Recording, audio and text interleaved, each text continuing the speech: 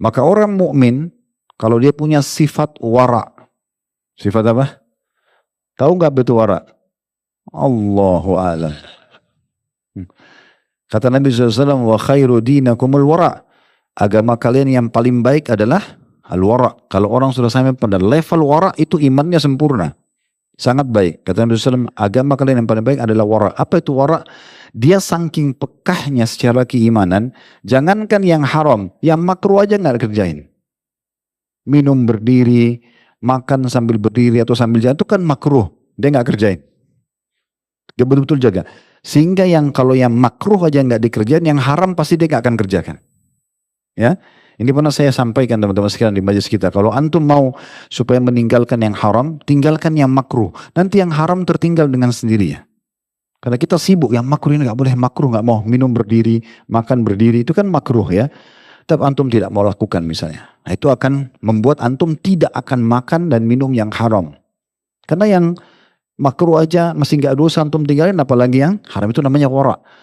Yang sunnah sibuk dikerjakan amal soleh, sehingga yang wajib tidak akan terbengkalai, itu namanya wara, sifat wara ya. Nah seperti itulah.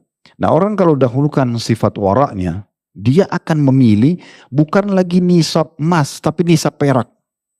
Karena inginnya mengeluarkan zakat. Bukan malah lari dari zakat itu. Ya, ini penting untuk kita titik beratkan. Karena banyak orang malah sengaja melarikan diri dari zakat.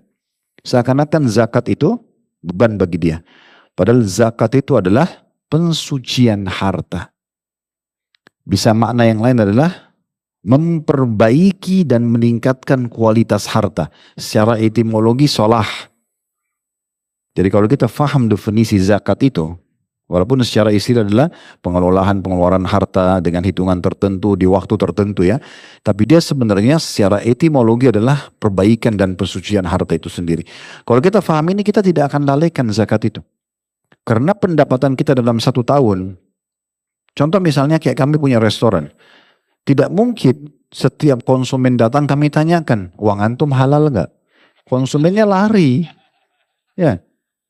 Kan kita tidak tahu yang makan ini hasil manipulasi kah, hasil pelacuran kah, kan kita tidak tahu. Mungkin dia habis mencuri di mana, dia datang makan ke restoran kita. Tapi kan kita nggak boleh nanya dalam Islam, hukumnya hukum zahir. Nampak depan mata, jelas salah baru kita luruskan. Kalau kita nggak tahu jangan korek-korek kesalahan orang kan gitu. Ya, antum keluar dari masjid begini, sudah bubar nih sholat. Antum nggak punya kewajiban dalam Islam pegang tangannya orang turun dari mall ini. Kamu udah sholat belum? Kamu udah sholat? Gak ada. Kecuali antum lagi jalan sama teman berdua, azan, duduk depan masjid, dia duduk, dia nggak masuk. Antum masuk, dia nggak sholat. Sampai salam dia nggak sholat. Itu kewajiban antum amar ma'ruf nahi mungkar. Kenapa nggak sholat akhi? Jelas dia nggak sholat depan mata antum. Gitu gak? Kita nggak boleh tajassus, mata-matain orang nggak boleh. Kan gitu.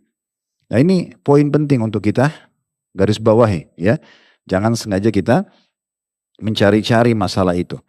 Jadi kalau kita kembali kepada hukum yang sedang kita titik beratkan teman-teman sekalian adalah bagaimana kita lebih peka memilih nisab yang paling rendah lalu kita keluarkan zakat kita. Kita lebih menyukai untuk mengeluarkan itu. Karena zakat sendiri adalah pensucian harta. Kalau kita misalnya mengeluarkan zakat, zakat mal itu kan cuma 2,5% ya.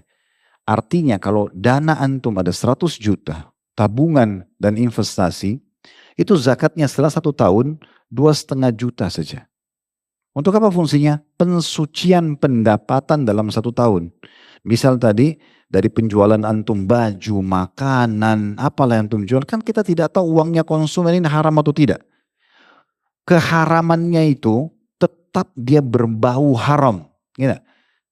Kita terima nih, kita tidak tahu ini haram, tapi tetap berlaku padanya bau haramnya itu karena orang itu pakai uang haram.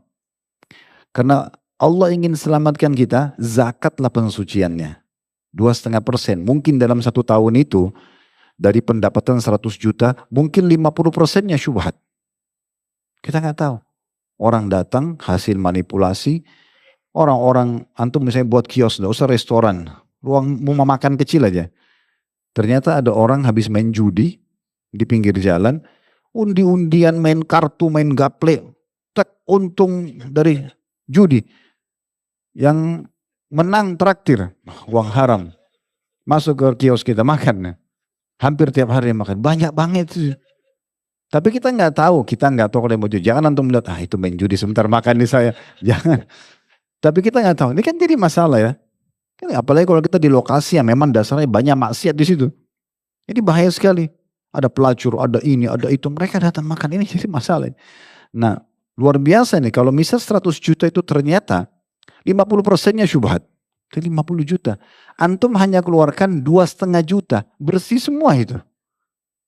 Kenapa orang lari dari zakat? Zakat itu fungsinya bagus kan gitu.